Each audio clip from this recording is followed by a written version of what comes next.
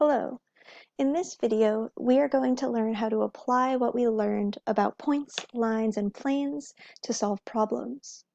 Please make sure before you watch this video that you have attempted these example problems on your own so that you have an opportunity to reflect on what you did and did not understand during the video. In our first example, we are looking at ways to name line AD. And if we label it, we'll see that line AD is this vertical line right here.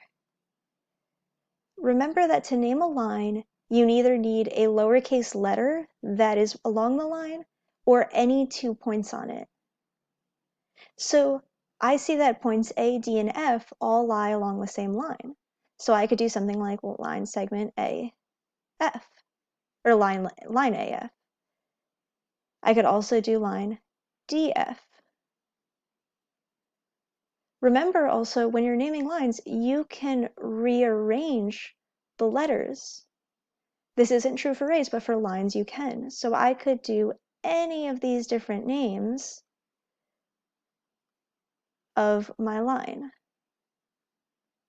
You also notice that when I was typing, I used line AD, but when I'm writing, I'm going to use that line symbol. What are other ways to name plane P? So plane P is kind of represented by this parallelogram shape, and I see on it, I have points E, D, C, and B.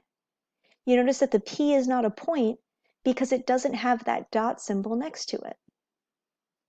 To name a plane, you need 3 points that are not on the same line. So I could do plane E, D, B. E and D are on the same line, but point D is not. You could also name it plane DCB or BCE or any other order of those letters. The only one that is incorrect is if you use points E, D, and C as the only points that you are using.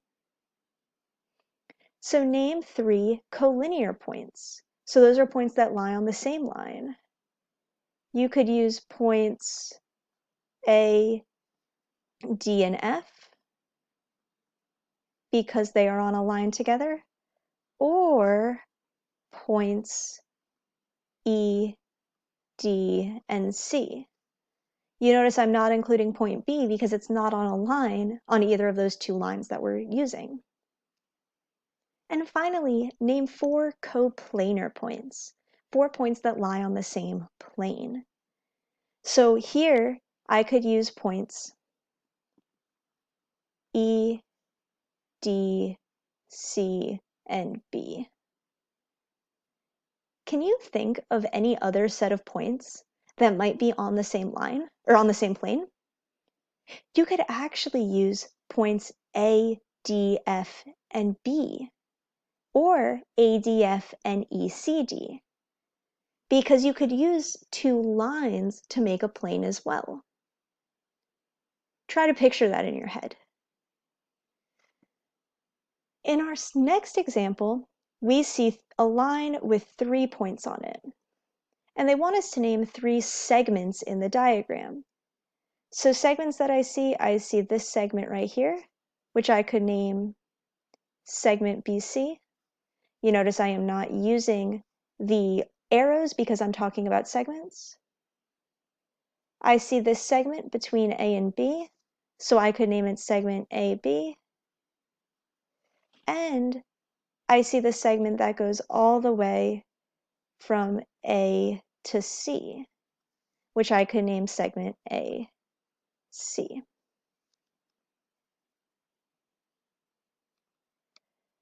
And this gets a little more tricky when we use our next example, which asks us for rays in the diagram. So I could do my ray from A to C, or the ray that goes starting at C in the direction of A. And then I have 2 different rays that start at point B. Now, while there might be other rays that you can make with these lines, based on the points that they give us, those are the only 4 that are there. If we had additional points, we would have additional rays that we could name. Now let's practice actually writing the names. Remember with rays, the first point is always the end point.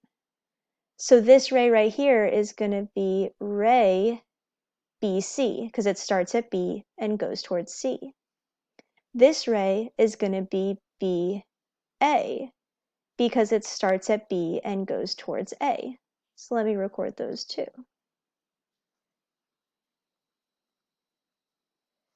And you notice that I am using my ray symbol where I have a segment and then one arrow.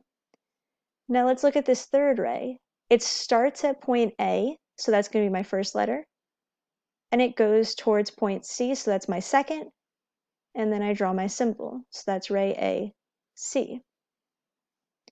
Our final ray starts at point C, goes towards A, so it's ray C, A. And these are all distinct rays in our picture. And finally, name a pair of opposite rays in the diagram. Based on the 4 rays that you saw, which do you think are opposite rays? The opposite rays are going to be BA and BC. It is not AC or CA. And why do you think that is?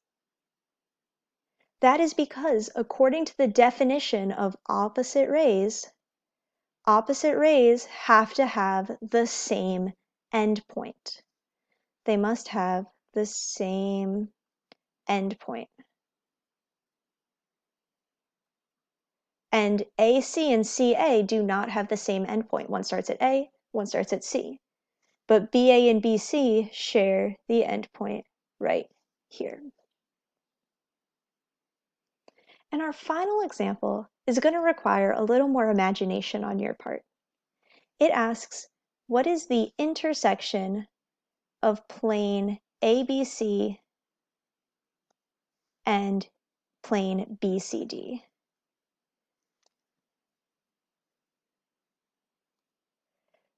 And I know there should be an E right here. So let's start by highlighting on our diagram the different planes they're talking about. So ABC. ABC is the back of this cube. But remember that we are not actually talking about a cube here. We are just using a cube to help us represent our different, to represent the different planes. Then they ask about plane BCD. So I see BCD, so that is this right side of my box. If you need help visualizing this, I suggest grabbing a tissue box or something and arranging it in the way of the picture. Now, where do these two planes touch each other? Well, I see it along BC.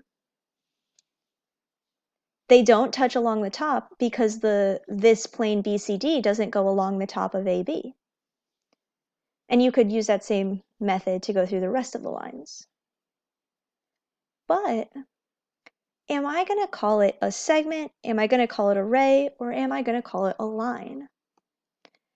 The key with planes is that planes have infinite length in all their directions. Imagine it just going on and on. It's like the surface of the earth. It goes on and on in all the directions. Even though we drew it as finite squares, that was just because you can't draw an infinitely big thing on a piece of paper.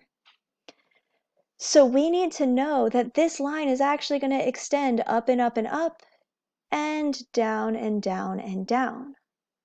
So it is going to be line BC. The key with planes is that they do extend in all directions, even though we might represent them with finite shapes. Thank you guys for taking the time to watch this video. At this point, you should fill in your learning summary and questions. This would be where you jot down some key ideas that you learned that you need to remember for later lessons. Or if you have some questions that came up as you were talking, you can write them down there, and that would be an opportunity to continue your research or reach out to your teacher. Thank you guys for taking the time to watch this video. Have a great day.